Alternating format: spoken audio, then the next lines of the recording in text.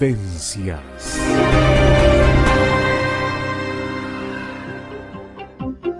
Continuamos en Vivencias en CX28, Radio Imparcial 1090 M. Ahora sí, con Rodrigo Bayer, docente en la Escuela Integral, que hoy nos va a hablar, como les decía, de las tradiciones, de la religión, de la filosofía, de la identidad judía, a propósito del 70 aniversario del Estado de Israel. Pero antes de darle la bienvenida a Rodrigo, yo quiero contarles un poquito quién es Rodrigo.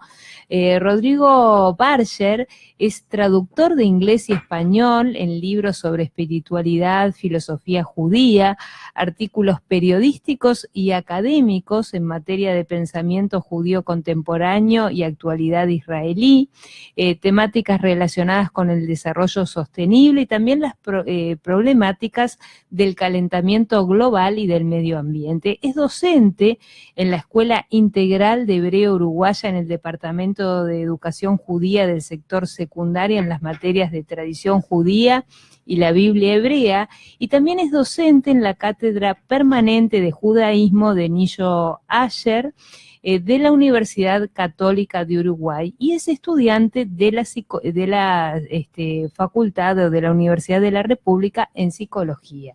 Muy bienvenido, Rodrigo, un gusto, un honor tenerte aquí. Muchas gracias, Andrea, y especialmente el agradecimiento a ti. Bueno, sos un seguidor del programa. Lo soy, sí. Muchas veces tenemos acá tus atentos saludos y mensajes, ¿no? Y me gustaría empezar con tu historia, Rodrigo, porque en realidad vos no te educaste en una escuela judía. ¿Cómo llegaste a descubrir esa identidad judía? Eso creo que ya es el punto de partida para que comencemos el diálogo, ¿no? Sí, bueno, yo creo que eso tiene mucho que ver con algo que seguramente iremos abordando a lo largo de esta hora, que tiene que ver con una identidad que no se reduce solamente a algo institucional, sino que tiene más bien con algo identitario.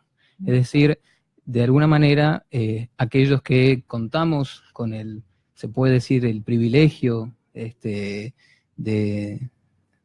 haber nacido en el seno de una familia judía o de una comunidad judía, entendemos que tenemos un valor diferencial, ni más importante ni menos importante, pero diferenciar en el sentido de que hace a lo que somos. Claro. Sí, es cierto, yo no fui a una escuela judía, pero siempre estuve muy vinculado desde chico ya, porque algo que allí tal vez no puse, pero yo toco piano. Ah, bueno, y empecé... eso no me lo contaste, ¿viste? Empezamos mal, empezamos bueno. Empecé desde muy chico a aprender música y yo podría decir que entré al judaísmo y a la espiritualidad judía desde la música. De la música. Sí. Qué interesante, sí, ¿no? Sí, sin lugar a dudas que, bueno, quienes son músicos lo sabrán, claro, que la música abre muchas puertas, ¿no? Sí. Y no solamente lo que es la rama artística musical, claro, sino que te abre a otras expresiones artísticas. Intelectual te abre, sí, claro, sí. Claro. ¿Qué es el judaísmo? Porque hay como, es difícil la definición. Muy difícil, ¿no? Muy difícil. Si yo le pidiera al oyente, a alguien que no sabe o que realmente que buscara, es complicado, porque sí, nos vamos a hallar con una diversidad de definiciones. Entonces, bueno, te lo dejo a ti para que nos ubiques. Bueno, mira, yo te voy a decir una cosa. Para aquellos que nos interesa mucho lo que es la filosofía, en el sentido de reflexionar, sí, yo creo que el judaísmo es un concepto filosófico. Ajá. Porque definir qué es judaísmo es un problema filosófico en sí, porque atañe a qué perspectiva tú te ceñís para definirlo. De hecho, hablar de judaísmo, sí, como palabra, ¿no? Y que tiene ese sufijo ismo, es bastante reciente en la historia. ¿Por qué? Porque en tanto que el pueblo judío se mantenía puertas adentro y no estaba integrado al resto de la sociedad, no se hablaba de judaísmo. A lo sumo se podría hablar de pueblo judío o pueblo de Israel, o a lo sumo, en el ámbito más legal del judaísmo, podría decirse de judeidad, ¿no? De hecho, cuando yo pienso cómo se dice judaísmo en hebreo, se dice Yahadut, pero Yahadut, además de judaísmo, significa judeidad, o sea, la cualidad de una persona de pertenecer al pueblo judío.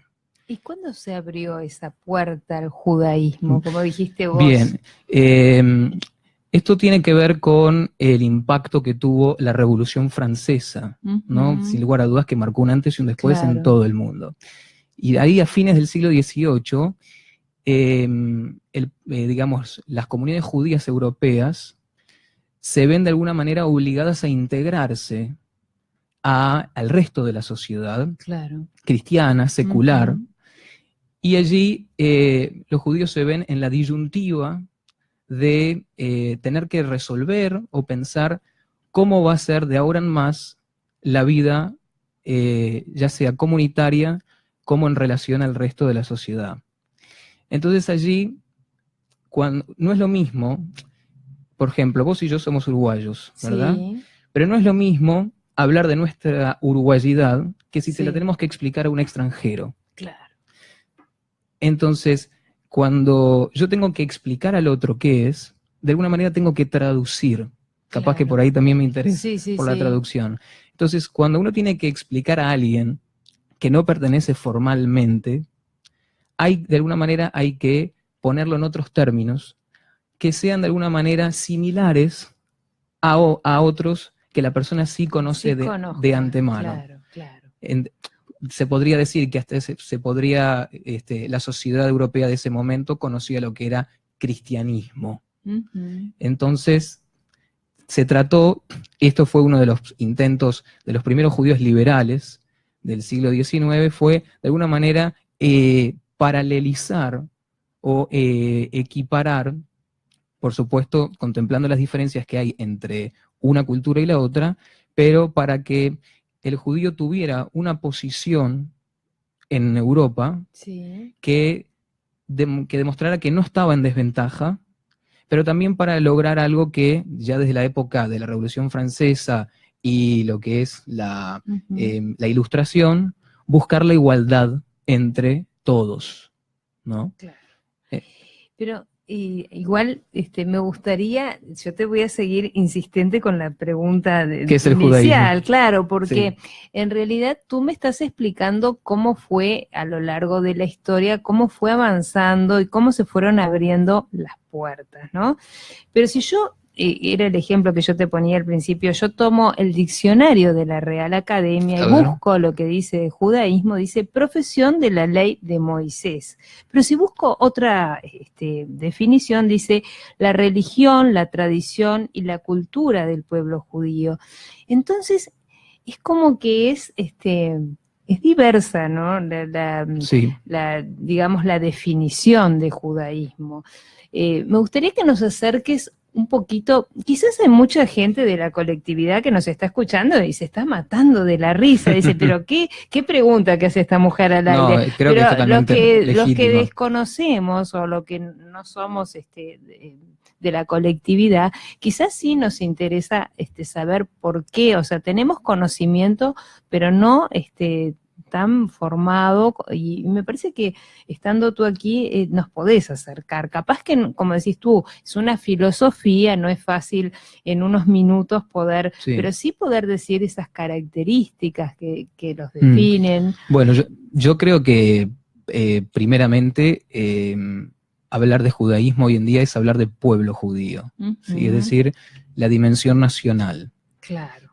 Porque de hecho eso fue lo que trató de rescatar y enaltecer más el movimiento político nacional que conduciría a la creación del Estado de Israel, del cual la semana pasada se cumplieron 70 años. Es decir, hablar de judaísmo, yo creo que siempre, pero más que nada en estos tiempos, es hablar de un sentido de pertenencia. Yo diría que más que una colectividad, a una nación, ¿no? Porque yo recuerdo en mis años de liceal, allá en tercer año de liceo, cuando se toca la materia de educación social y cívica, y se ve la diferencia entre Estado y nación, Vescovi, que es uno de los grandes juristas uruguayos, para de alguna manera ilustrar la diferencia entre lo que es un Estado y una nación, pone el ejemplo del pueblo judío, diciendo que durante un largo periodo de la historia el pueblo judío fue una nación, pero no tenía un Estado. Cuando logró de alguna manera volver a restablecerse en su tierra ancestral, el pueblo judío, además de ser una nación, alcanzó su categoría de Estado. Es decir, pueblo, Estado y pueblo, territorio y normas, ¿no? Y leyes. Ahí ya se nos va aclarando un poquito el panorama. Bueno, Vamos a ir de a poquito. Me alegro que así sea. Y dentro de digamos, la tradición judía, existen ciertos mitos, ciertos simbolismos que creo que son importantes y hacen a lo que tiene que ver al judaísmo. ¿En qué consisten y cuál es la relevancia y la importancia que tienen a lo largo de la historia del judaísmo? Bueno, los mitos, como bien sabrás, están relatados en el libro más traducido a lo largo de la historia en el mundo, que es la Biblia. Claro. ¿Sí? Estoy hablando en este caso particularmente de lo que en el canon cristiano se va a llamar Antiguo Testamento. Claro. Aunque hoy en día, en lo que es el diálogo interreligioso entre judíos y cristianos, se trata de hablar de Primer y Segundo Testamento, porque de hablar de Antiguo y Nuevo conlleva connotaciones peyorativas a veces, claro. Porque la pregunta es si hay un Antiguo y un Nuevo, ¿para qué quiero seguir el Antiguo? Claro. Entonces, tal vez mejor es hablar de Primer y Segundo Testamento.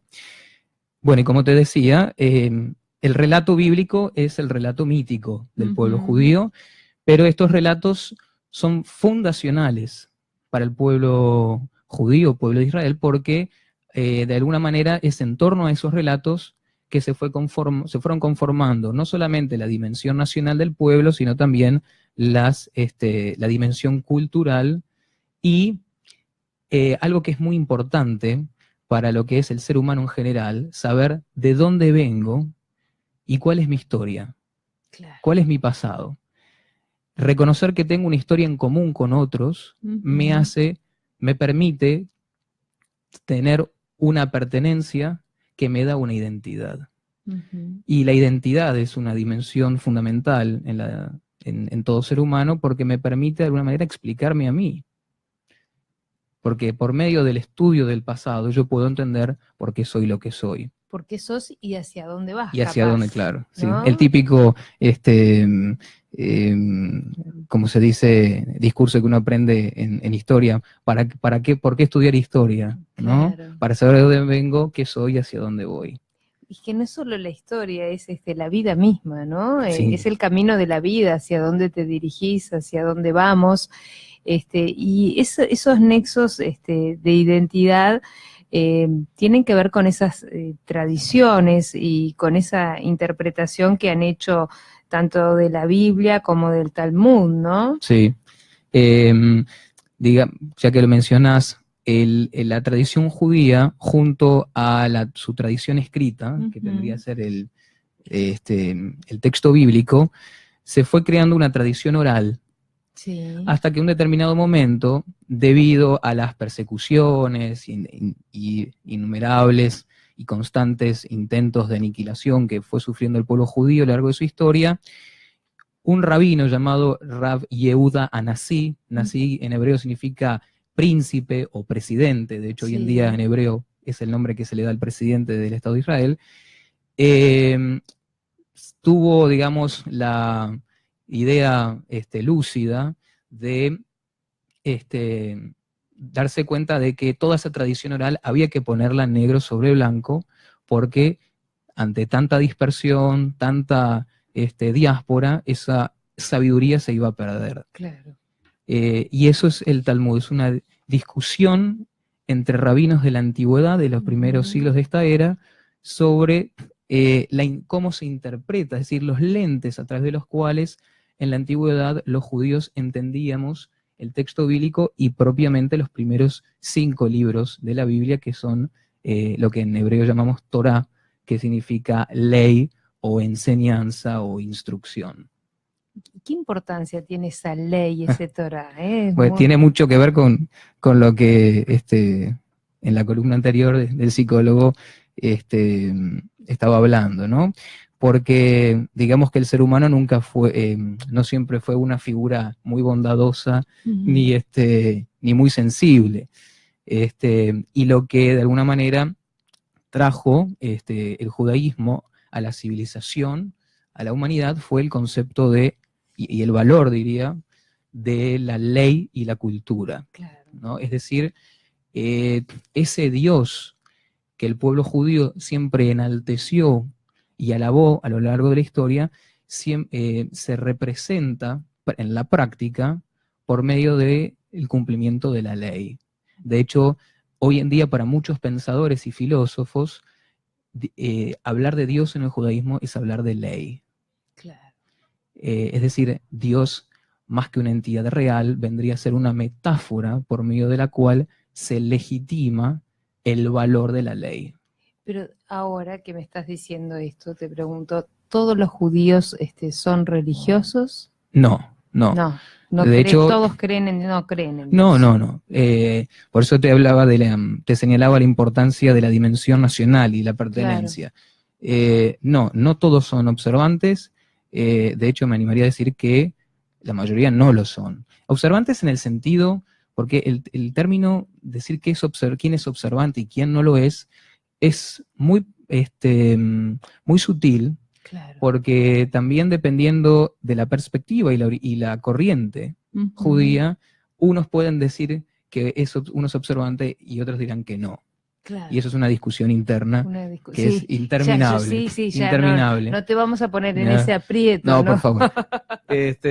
No, lo que sucede es que, por supuesto que la génesis, podríamos decir, judía, es religiosa, ¿no? Como ha sido la génesis de tantos pueblos en la antigüedad. Lo que pasa es que el pueblo judío, como logró sobrevivir, ¿no? y pervivir en la historia, fue también sufriendo el devenir y los propios cambios paradigmáticos y de cosmovisión. Entonces, así como hubo una ilustración y un movimiento iluminista en Europa, el pueblo judío no estuvo ajeno a eso. Claro.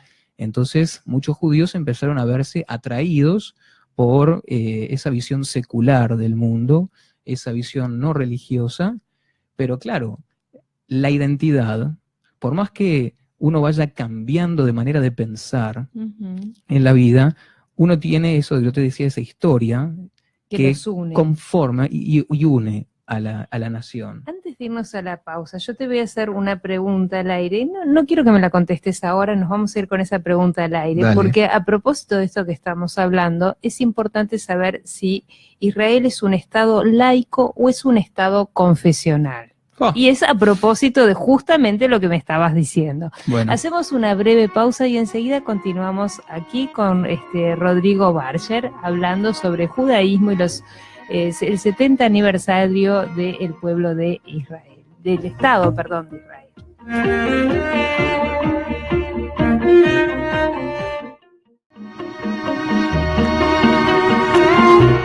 Continuamos en Vivencias en CX28 Radio Imparcial 1090M, dialogando con Rodrigo Barger. Y yo le hacía una pregunta al aire, le preguntaba si el Estado de Israel es un Estado laico o confesional. Y me gustaría hacer una aclaración, porque quizás algún oyente nos está escuchando y no tiene idea de qué es lo que te estoy preguntando. Entonces, me gustaría compartir con la audiencia que un Estado confesional es el que adhiere o tiene una religión, y tiene una religión oficial a la que no todos se adhieren, y que el Estado reconozca una religión oficial no quiere decir que no se permita practicar otra religión. Y el Estado laico, que es el Estado, por ejemplo, el Estado uruguayo es un Estado laico, es aquel que es neutral en materia de religión, por lo que no ejerce ni apoyo ni oposición explícita ni implícita a ninguna organización ni confesión religiosa. Hecha esta aclaración, bueno, intentemos ver si se puede aclarar esta pregunta o si se puede contestar, porque así también la audiencia sabe de qué es lo que te estoy un poquito preguntando, por dónde voy, ¿no? Mira, yo no me animaría a definirlo ni de una ni de otra manera, porque el Estado de Israel está compuesto de una población muy diversa. Claro.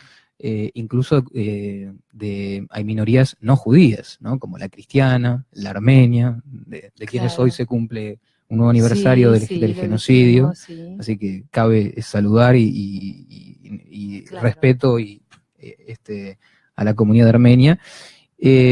Así que yo diría que lo que le sucedió, sería importante hacer un poco una reseña de cómo se llega a establecer el Estado de Israel. Claro. El Estado de Israel se crea en 1948, a tan solo 3 años de haber finalizado la Segunda Guerra Mundial, donde el pueblo judío vivió su peor hecatombe, que fue el Holocausto, a manos de los nazis.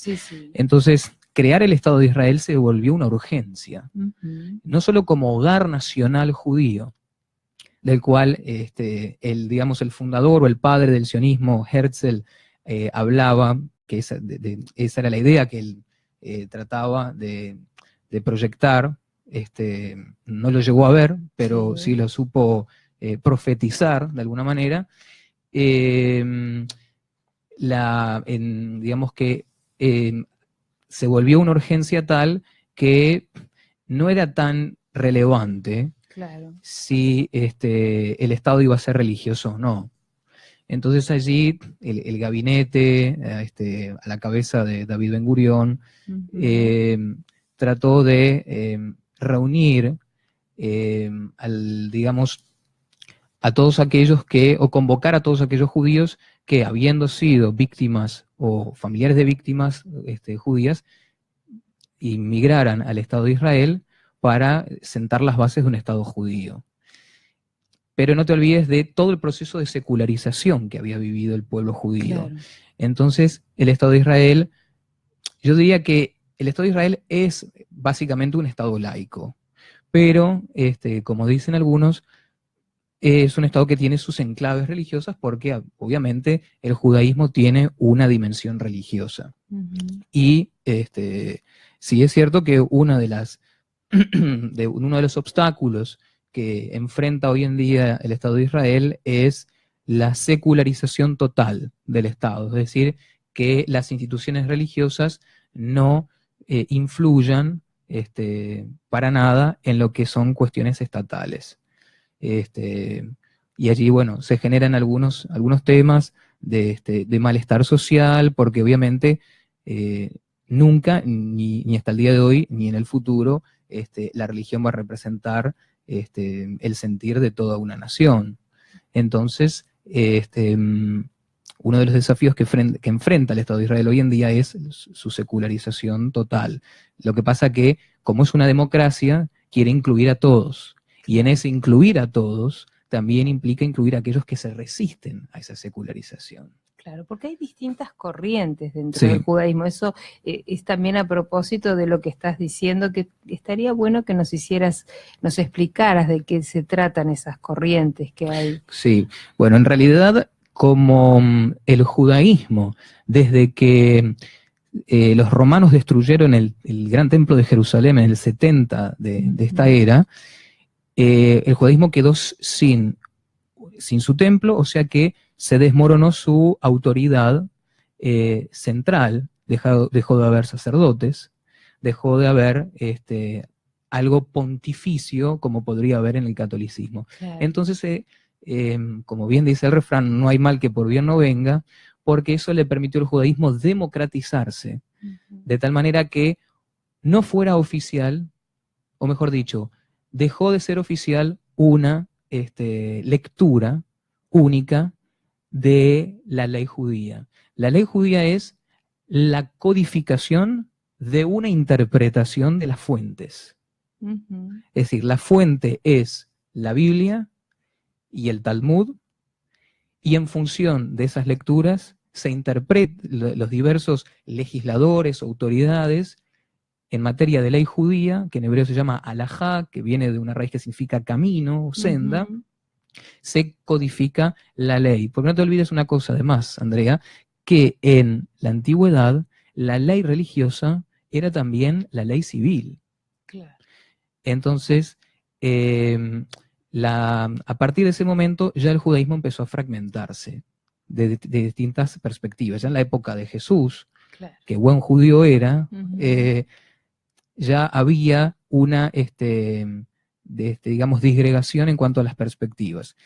Por ejemplo, en aquella época estaban los fariseos, que era el grupo opositor a la clase sacerdotal, que, digamos, apuntaba más a la interpretación y a quedarse con el espíritu de la ley que con mantenerse literal a las fuentes, que era lo que pregonaban los saduceos o la clase sacerdotal. Y también estaban los esenios y los celotes, que en esa época fueron reacciones a la dominación romana. Claro. Ya después, cuando el pueblo judío se dispersa por el mundo, cada comunidad empieza a vivir sus particularidades. Y al impactar la Revolución Francesa en el pueblo judío, la pregunta ahora dejó de ser tanto si la ley religiosa tiene que aplicarse a todos, y pasó a ser más bien el por qué seguir cumpliendo los preceptos religiosos y qué enfoque o qué perspectiva darle a esa, a esa ley. Entonces, en función de eso, empezaron a surgir distintas reacciones. En Alemania, por ejemplo, a mediados del siglo XIX, por 1840, por ahí, surgió la primera reacción a la Revolución Francesa, que fue la Reforma. Claro. Capaz que para sorpresa de muchos que están escuchando, la Reforma es el movimiento judío más antiguo de la contemporaneidad. Porque como la Reforma siempre ha tenido un espíritu muy liberal, se cree que es el que es el más nuevo. Claro. No, en realidad es el más antiguo. Lo que pasa es que es el que siempre ha estado más a la vanguardia, es el que ha estado más más dispuesto a los cambios sociales y la interacción entre sociedad civil y comunidad religiosa. Como contrarreacción a esa reforma surge lo que se entiende por ortodoxia, que igual es muy heterogéneo, porque la ortodoxia está compuesta de diversas comunidades que, entendiendo que solo debe haber un discurso único en cuanto a cómo entender las fuentes y la ley judía en general, muchas veces hay desacuerdos. Claro. Y ya hacia el primer cuarto de siglo del siglo XX surge un movimiento que trató y que trata hasta el día de hoy, de sintetizar entre esa reforma que a veces se vuelve demasiado radical hacia un lado y la ortodoxia, que también a veces se vuelve muy extremista, que fue el movimiento conservador, que fue una escisión, claro, de la reforma y que trató de quedarse con el espíritu del valor de seguir cumpliendo con la ley religiosa hablando, pero en tanto que de alguna manera se puedan encontrar sus antecedentes y el origen en las fuentes. Y hasta el día de hoy esas tres corrientes siguen existiendo, es decir, son corrientes totalmente vigentes, y no me quiero olvidar también de una que surgió hacia mediados del siglo pasado, que fue el judaísmo secular humanista, allá por la década del 60, en la ciudad de Detroit, un rabino, Sherwin Wine, que hasta ese momento era reformista, un buen día dejó de creer en Dios. Entonces, a su comunidad, mejor dicho, a la directiva de su comunidad, le planteó la posibilidad de seguir siendo rabino sin creer en Dios. La directiva no estuvo de acuerdo, y él empieza a formar su corriente, que es fundamentalmente la construcción de un judaísmo cultural y espiritual sin la necesidad de basarse ni en la creencia ni en la observancia, sino en una adhesión a lo cultural y a lo nacional.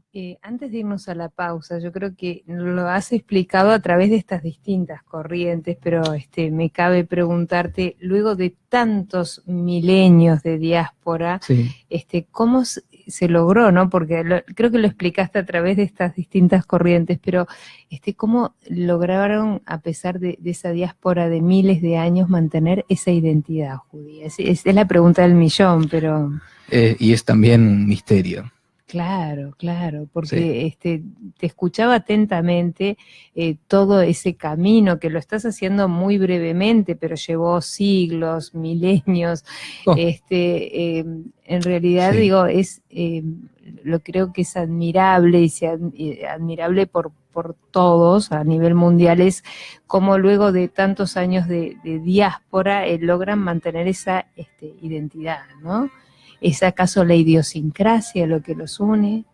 Tal vez. Bueno, lo dejamos para después de la pausa, si te parece, y me contestás esa pregunta que no es fácil, pero bueno, capaz que nos podemos aproximar. ¿Cómo no? Hacemos una breve pausa y quedan abiertas las líneas de comunicación.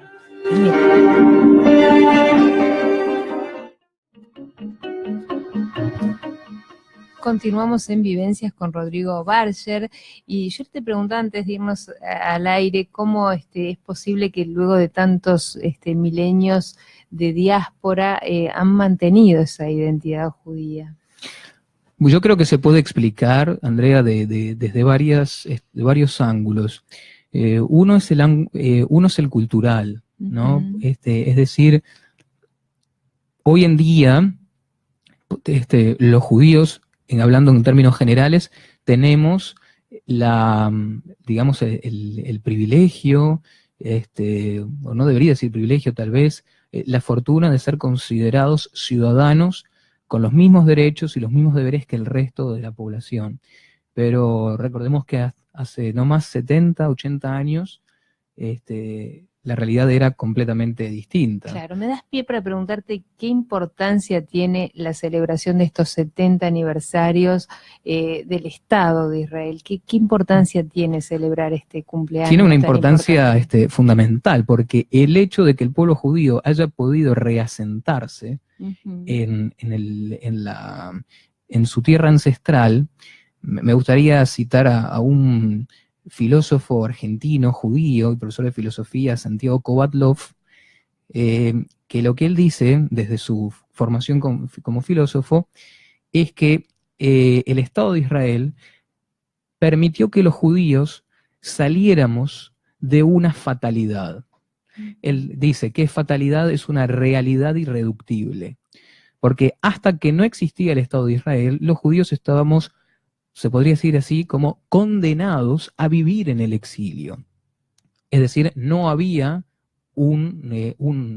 ya no existían reinos, ni tampoco había un Estado que amparara al pueblo judío. Uh-huh. Y por eso fuimos siendo víctimas de los distintos imperios y políticas de exterminio a lo largo de la historia. Entonces, lo que permitió el Estado de Israel, y allí radica la importancia fundamental, es que nos permitió salir de esa condición de exiliados eternos a tener una posibilidad inédita en la historia judía, que es elegir, tener el derecho y poder elegir si uno quiere vivir dentro o fuera de Israel.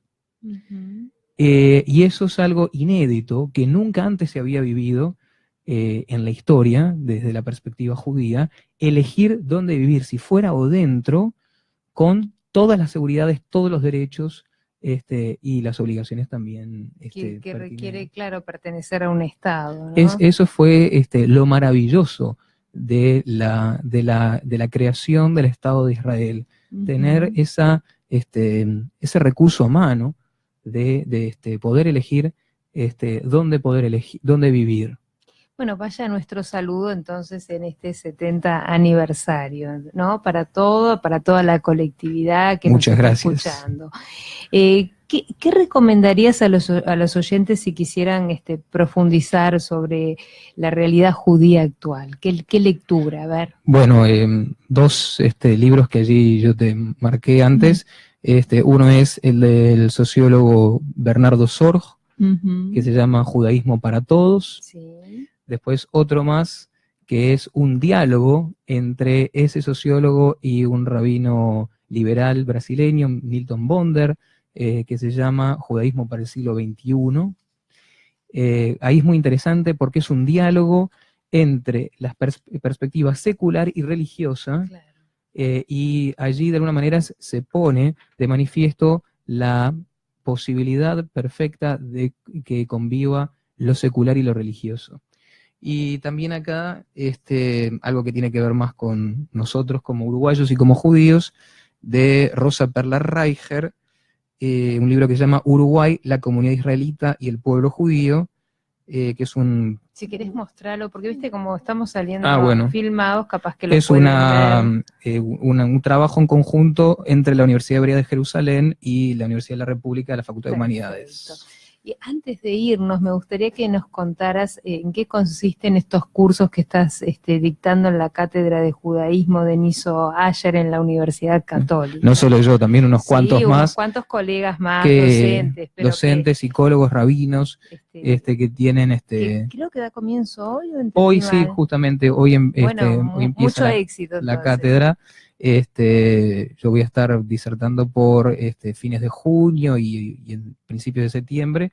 Esta cátedra se inició ya hace más de 15 años, la fundó un integrante de nuestra comunidad que falleció hace unos meses, Niso Acher, de bendita memoria, y él, de alguna manera, debido a su gran pasión por su identidad judía, quiso de alguna manera difundir, divulgar el conocimiento judío puertas afuera, que no solamente quedara dentro de la comunidad judía.